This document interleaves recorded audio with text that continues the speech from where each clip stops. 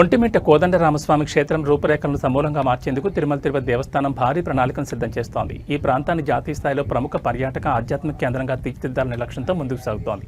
ఇందులో భాగంగా ఆలయ సమీపంలోని చెరువు మధ్యలో ఏకంగా 600 అడుగుల ఎత్తైన శ్రీరాముడి విగ్రహాన్ని ఏర్పాటు చేయాలని ఒక కీలక ప్రతిపాదన తెరపైకి వచ్చింది. ఈ బృహత్ ప్రణాళికను టీటీడీ నియమించిన నిపుణుల కమిటీ రూపొందించింది. విజయవాడకు చెందిన school of planning and architecture నిపుణులు ఈ నివేదికను ఇటీవల టీటీడీ ఉన్నతాధికారులకు అందజేశారు. రాబోయే 30 సంవత్సరాల్లో ఒంటిమిట్టకు పెరగనున్న భక్తుల రద్దీని అంచనా వేసి అందుకు అనుగుణంగా అన్ని సౌకర్యాలతో ఈ ప్రణాళికను తీర్చిదిద్దారు. ఒంటిమిట్ట రామాలయానికి సమీపంలో ఉన్న చెరువు వ్యూహాత్మకంగా కడప రేణిగుంట జాతీయ రహదారికి చెన్నై ముంబై రైలు మార్గానికి మధ్యలో ఉంది.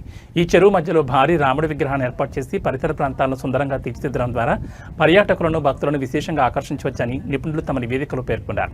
ఈ మాస్టర్ ప్లాన్ అమలైతే ఒంటిమిట్ట క్షేత్రం దేశవ్యాప్తంగా ప్రత్యేక గుర్తింపు పొందడం ఖాయమని భావిస్తున్నారు.